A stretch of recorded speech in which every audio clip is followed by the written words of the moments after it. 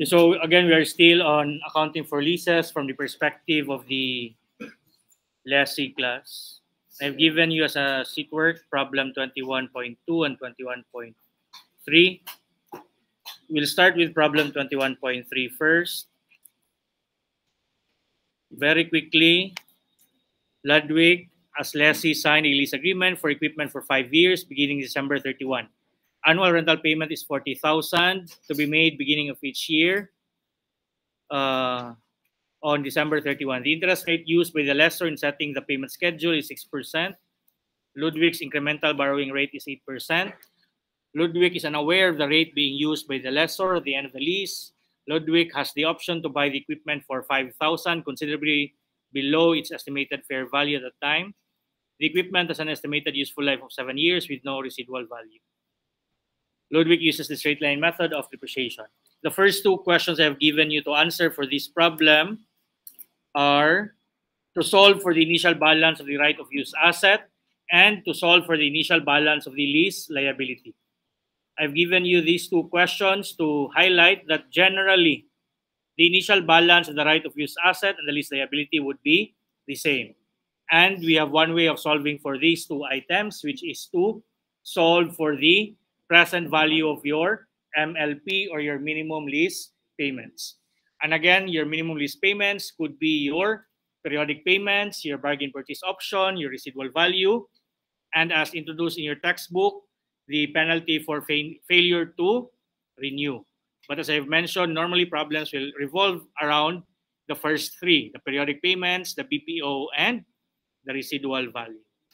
Again, all you have to do is to get the present value of those amounts, class, to get the present value of your minimum lease payments.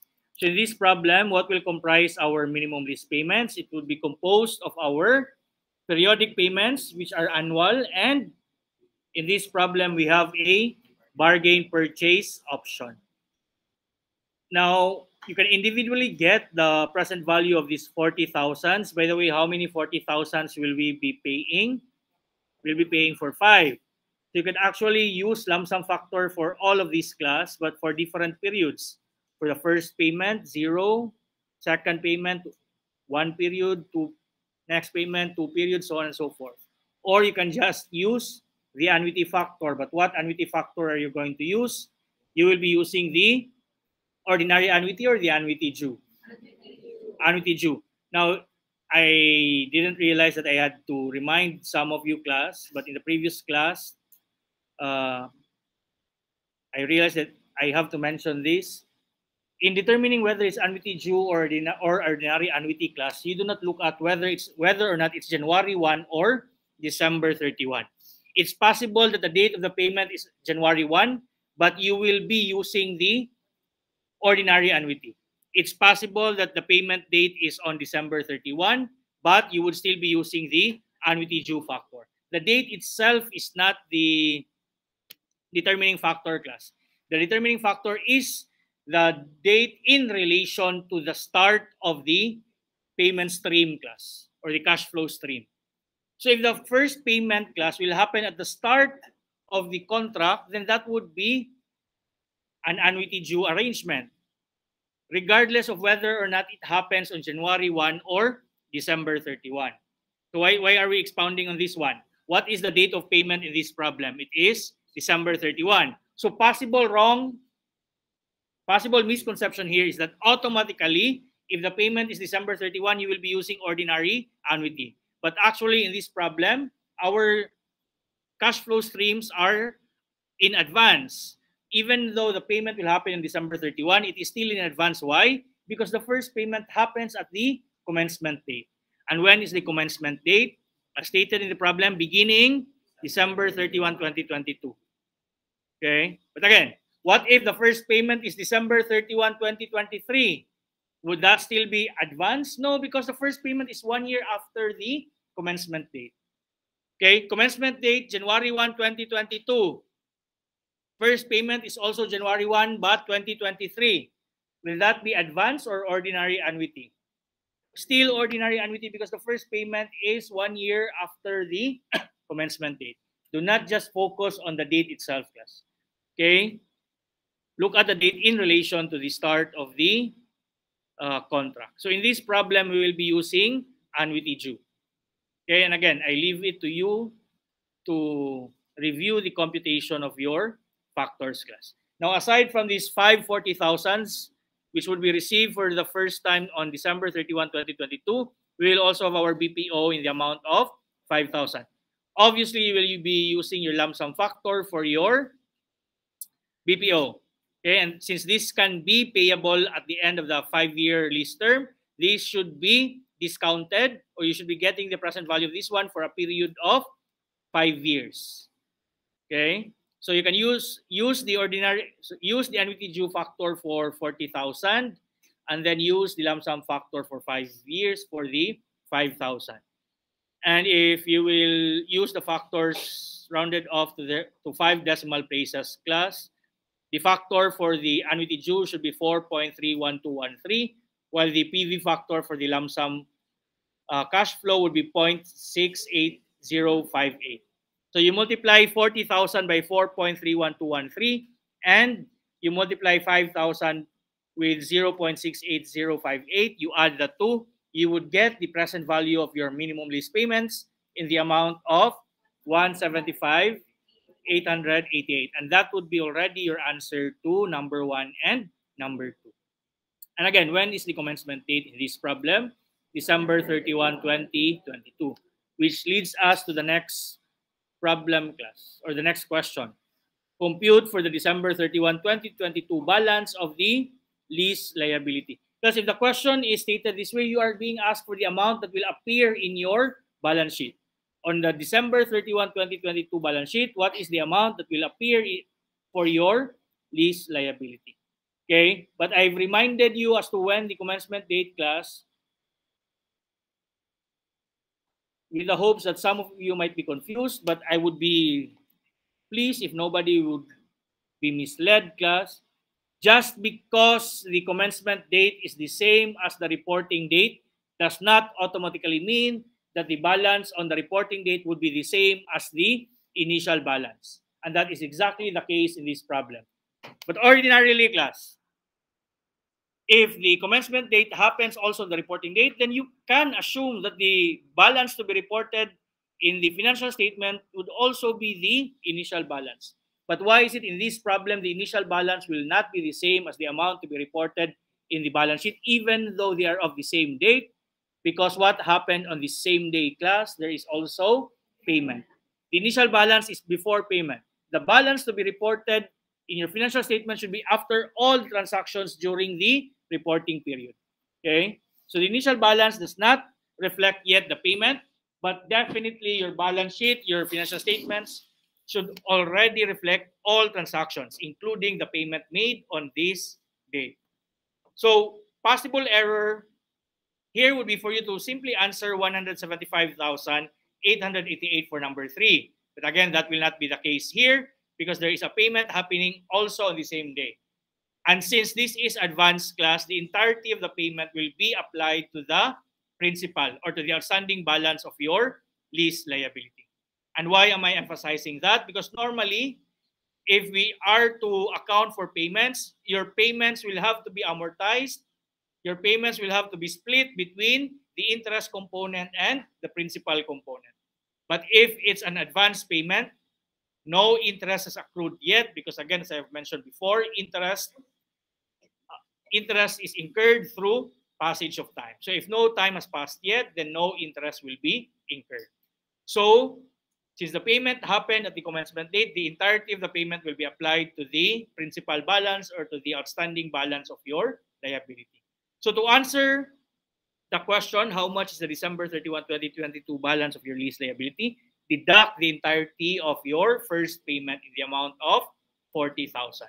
So deduct 40,000 from the 175,888, which would give you 135,888. Okay, and that's it. But again, you will get that wrong. You will possibly get that wrong for several reasons. Number one, you will forget to deduct the advance payment. Number two, your initial balance is wrong. Because if your initial balance is wrong, class, all your subsequent balance should be wrong. It would be very difficult for you to explain why you will get the subsequent balances right if your initial balance is wrong. So lease accounting really is not that difficult, class. It's just that a lot of questions will ask about subsequent balances. And very crucial to answer those questions is for you to get your initial balances right. Okay, but as of the process, it should not be very difficult. Let's proceed to number 4. Why are you not being asked for 2022 depreciation, class? Since it was used, since it commenced at the end of the year, then there's no time for you to incur depreciation on this asset. Okay? So that's why the first question on depreciation here would be for 2023. This is the time that you were able to actually use the asset. And what method was prescribed in the problem, class? To use straight line, which is our favorite, correct? And all we have to do is to divide the depreciable amount with the life of the asset. Okay? And again, will your depreciation expense be right, class, if your initial balance of the right of use asset is wrong? No. Again, very crucial. Not just the initial balance of the lease liability, but also the initial balance of your right of use asset. Okay? And all you have to do is to divide the 175,888 with the useful life of the asset. Or is it the lease term, class? So this would now be the issue. You will be choosing between the lease term and the useful life, class. Okay? Ordinarily, you should be depreciating the asset over the lease term. Okay, but under certain situations, class, you are mandated to use the remaining useful life. And when will that happen? Number 1, if there will be a transfer of ownership. So even if there is no actual transfer of ownership, again, in accounting, you should be familiar with accrual already. So even if we are not yet actually the owners, we will already treat it as if we are already the owner. Okay, if there will be a transfer of ownership at the end. And then second is if there is a bargain purchase option. Under these two circumstances, class, you will have to depreciate the right of use asset over the remaining useful life and not the lease term. Okay. So that's why here you will have to divide it by 7 instead of 5. Very important, class. We like straight line method very much, but even if it's straight line, if you choose the wrong life to use, then you would still get it wrong. Okay, so this one would be 175,888 divided by 7. So your depreciation expense would be 25,127. Next question, how much would be the interest expense in 2023? What would be the source of the interest expense? It would be the interest on the outstanding balance of your lease liability. And again, what method are we going to use? We will be using the effective interest method. And how do you solve for the interest expense using the effective interest method? You will just use the interest rate. You'll just multiply the interest rate with the outstanding balance of your lease liability. But here, there's another thing that is peculiar with this problem. As a rule, we mentioned that we should be using the implicit interest rate. But here, we're not given with the implicit interest rate. But again, as I've told you, if it's a local problem, class, you try to locate for the implicit interest rate. But here, we will be using the incremental borrowing rate. But again, I do not want you to think that it's very common for us to end up using the incremental borrowing rate. Okay, I'd rather you remember only the implicit interest rate, class, just than you thinking that you would be using the incremental borrowing rate. But again, for this problem, we would be using the incremental borrowing rate. And how much is the incremental borrowing rate here of the lessee? 8%. So we'll be using the 8% to compute for our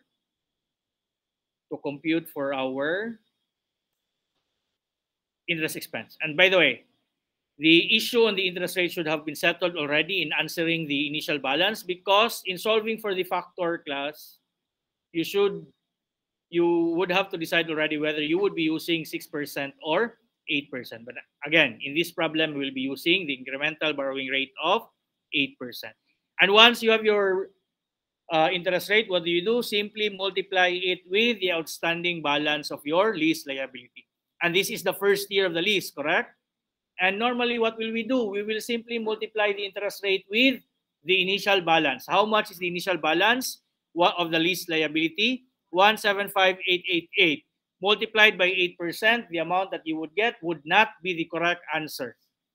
Why would it not be the correct answer? Because again, this is advance.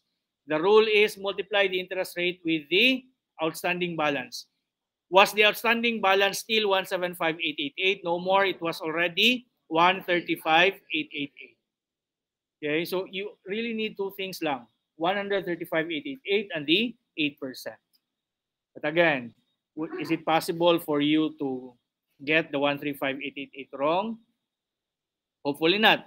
But for those who will get it wrong, what would be possible reason, class? Number one, carelessness. They forgot to deduct the 40,000. And number two, they simply solved for the initial balance wrong. And again, I hope you realize how important the correct computation of the initial balance is, class. So 135,888 multiplied by 8%, how much will that give you, class? 10,871. And that would already be your interest expense for 2023. Okay? And again, these questions I've given you are commonly asked questions. Okay, but you will get the third, fourth, and fifth question wrong if your initial balance is wrong. Number 6, December 31, 2023, balance of the right of use asset. Okay, so this is one full year after the commencement date. What changes do we expect to happen to our right of use asset, class? Only one, okay, unless of course it is impaired. It would only come from the depreciation expense. Okay, and how much was the depreciation expense during the year? It was 25,127. So we can treat this as an intangible asset, class. So you charge the depreciation expense outright. You deduct the 25,127 from what? Deduct 25,127 from the initial balance of 175,888. So the balance to be reported in your balance sheet as of December 31, 2023 would be 175,888 minus 25,127, which would give you 150,761. Okay? And then for number 7, do we expect this to be the same as the balance of your right of use asset, class? Because at the start, their initial balances would be the same, correct? We expect their initial balances to be the same. Do we expect their subsequent balances to be the same as well? No, because the amount that would cause changes to these accounts are different. What will cause a change to your right of use asset? Depreciation. What will cause a change to the balance of your lease liability? The amortization from the payments. Okay? So, again, do not assume that they will have the same balance. Next, December 31, 2023, balance of the lease liability. What do? Determine what amount of our payment will be applied to our lease liability. Because there will be payment on December 31, 2023, as stated in the contract, in the amount of 40,000. What did we do in December 31, 2022 to the payment? We deducted the entire 40,000. Will we be doing that also in 2023?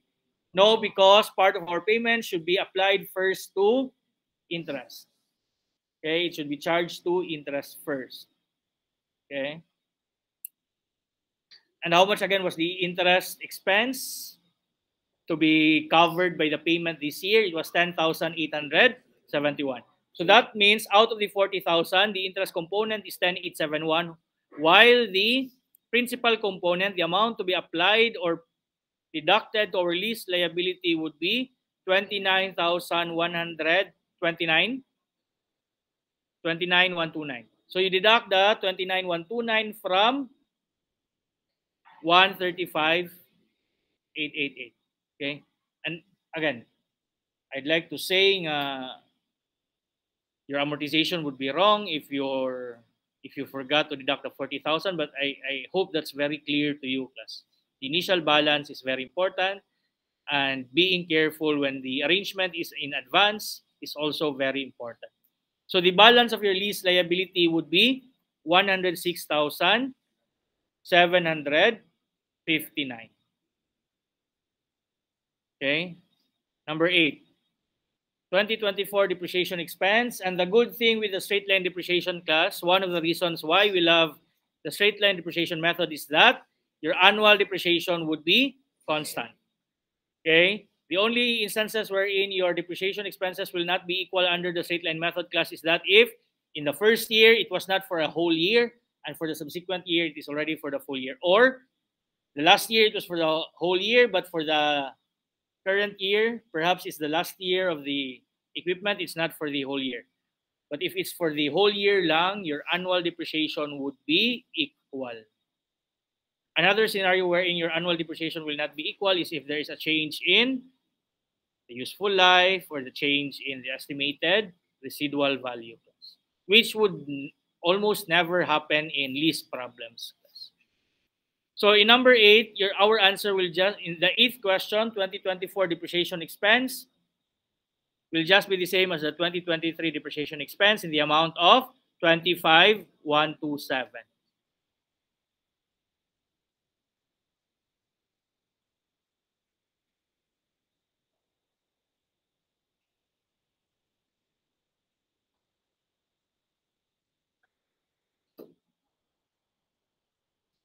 Next question is 2024 interest expense. Do we expect the interest expense year in and year out to be equal, class? No, because again, the balance would be diminishing, and the balance and the interest expense is based on this diminishing balance, class. But again, the rule is still the same. How do you solve for interest expense? Interest rate times the outstanding balance. So if the process is the same, why will the answer be different? Because the outstanding balance is not constant, class. So what do we do here? Interest rate is still 8%. And then multiply it with 175,888. No. Multiply it with 135,888. No. Multiply 8% by 106,759. Okay, so again, everything would be wrong if the start is wrong, class. But again, it has nothing to do with lease, class. Those kind of errors should not be blamed on lease accounting. It is on your effective interest method. Okay, so how much is 8% of 106,759? 8,541. You're rounding up already, class. Rounding off to the nearest ones place. Or is it exactly 8,541? 854. Okay. So our answer will just be rounded off to the nearest ones place. So we will have 8,541. Okay. Number 10, balance of your right of use asset. What do we do? Just deduct your depreciation expense from the previous year's balance. How much was the previous year's balance? 157,661 minus 25,127. You would get 125,634. Next, December 31, 2024, balance of the lease liability. Okay, we need to amortize, class. We have to split the payment. How much is the payment? 40,000. But again, the apportionment will not be the same. How much of our 40,000 payment will be applicable to interest, class? As computed earlier, it is 8,541. The residual should be applied to the principal. So out of the 40,000, how much would be paid or charged or applied to the outstanding lease liability? It would be 31,459. And deduct that amount from what? Deduct it from the previous balance. How much was the previous balance? 106,759. So 106,759 minus 31,459. The balance of the lease liability at the end of 2024 would be 75,300.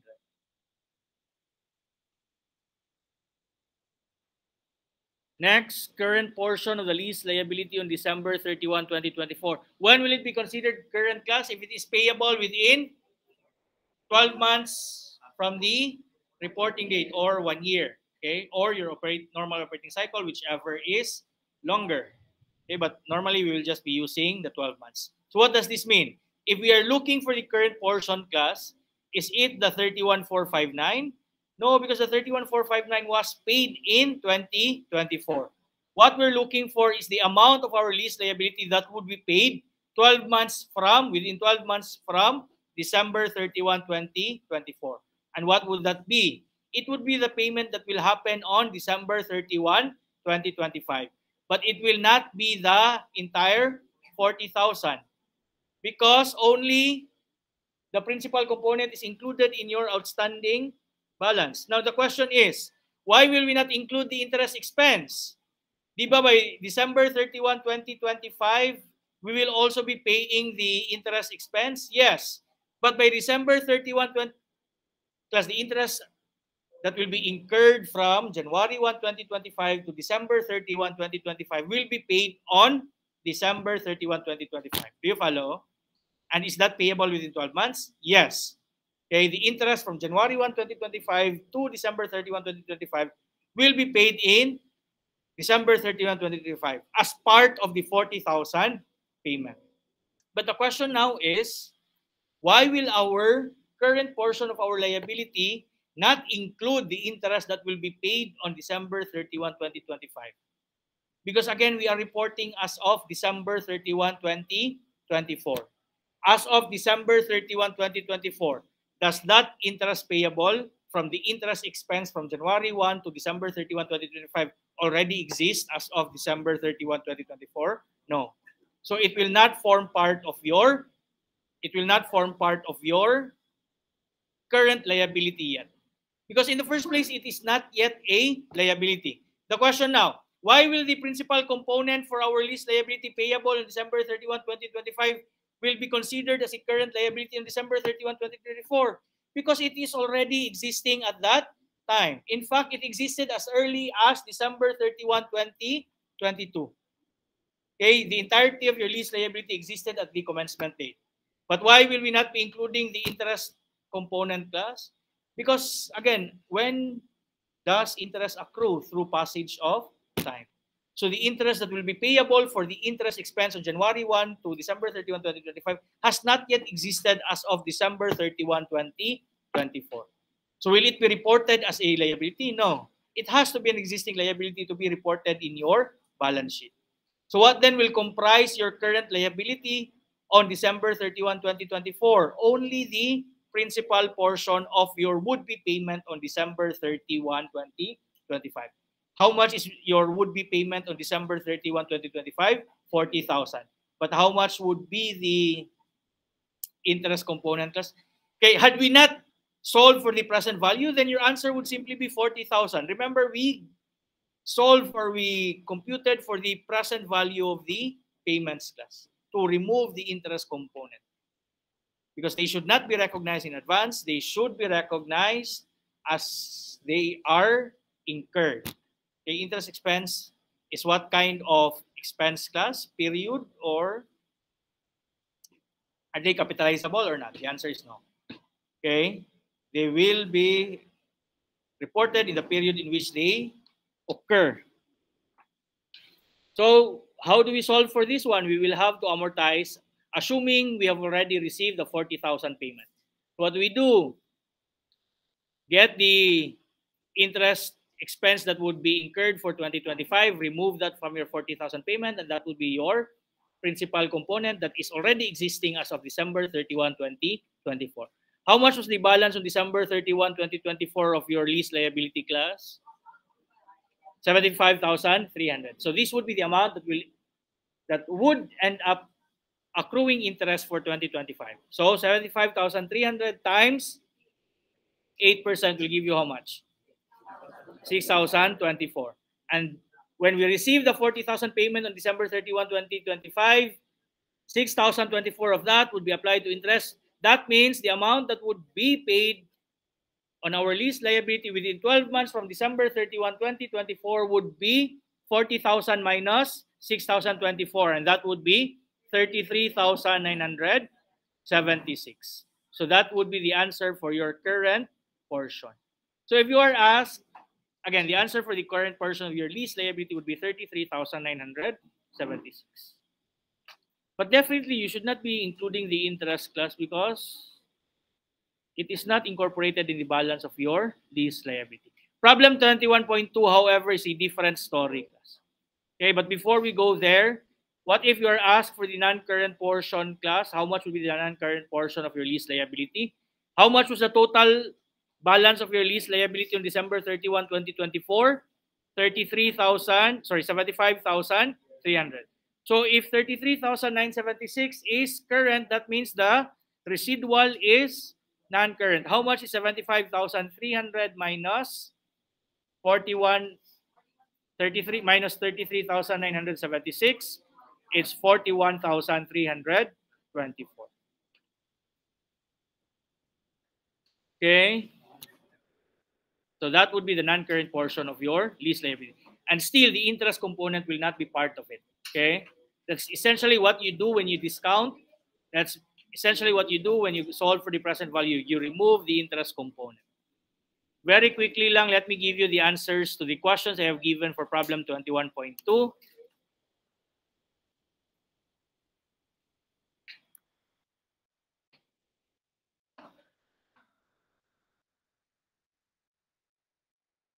The first question given for problem 21.2 class is to solve for the initial balance of the right of use asset. And the answer would simply be your 550,000, which would be the amount that would be capitalized for your leased equipment.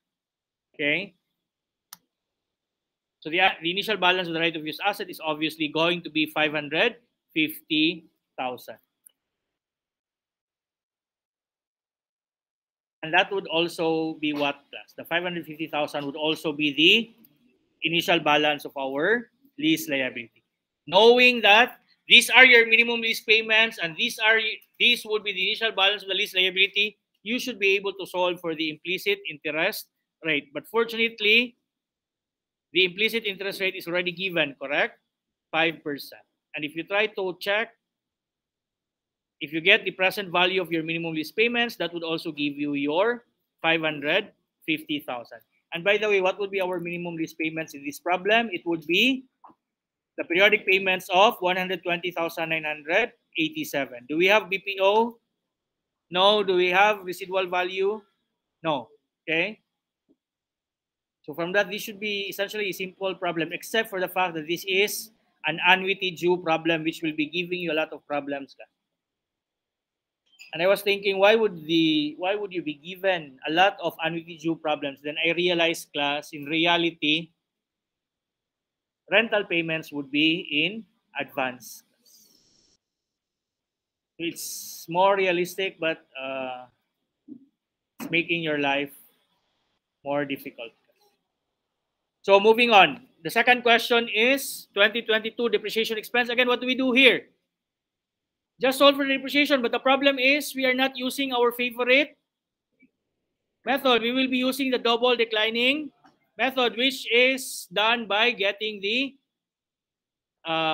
depreciation rate by dividing 1 by the number of years. And this one we will be using 5 years. And 1 divided by 5 would be 20%, but we do not end there.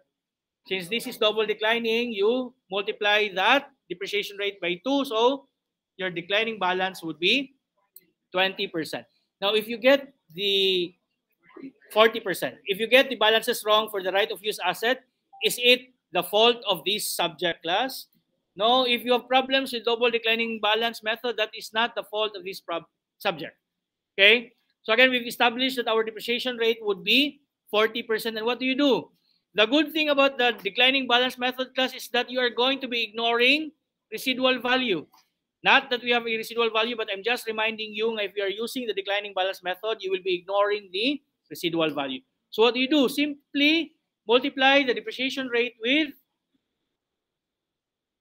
the initial balance. How much is the initial balance? 550. 550 times 40%, you would get 220,000.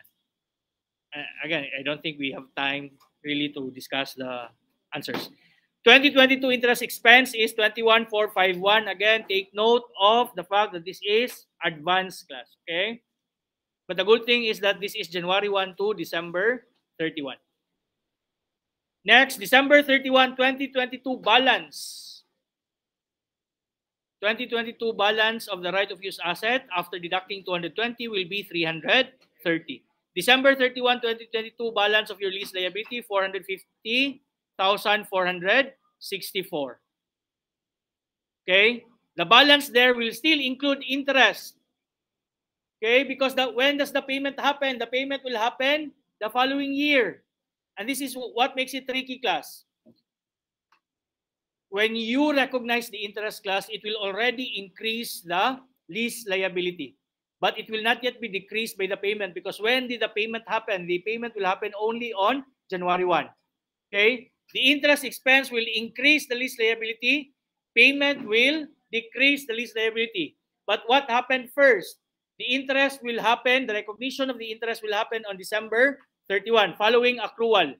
Class, you do not wait for January 1 next year to recognize the interest expense, because we follow accrual. When did the interest occur? It occurred on 2022. So you will have, 2022. So you will have to recognize the interest.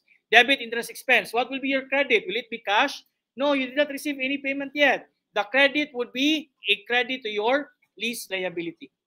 Okay? So the movement of your lease liability would be up, down, up, down, up, down. But the down would be greater. Eventually, it will become zero. Again, just take note. The answer would be 450,464. Next, the current portion. The current portion of the lease liability would be simply the amount of payment, class, which is 120,987. Take note the difference between problem 21.3 and 21.2, class. Current portion of the lease liability on December 31, 2022 would be 120,987. Next, 2023 depreciation expense. How much do you have? 132,000. 2023 interest expense, 16,474. December 31, 2023 balance of the right of use asset, 198,000. December 31, 2023 balance of the lease liability, 345,951. Make sure to figure this out. 345,951. Next, the current portion of the lease liability on December 31, 2023. Again, it will just be the payment of 120,987. So why are we including the interest now? Because the interest is already existing, class. Payable on January 1, existing already on December 31. On problem 21.3, why did we not include the interest payment? Not yet existing. Okay? So very important.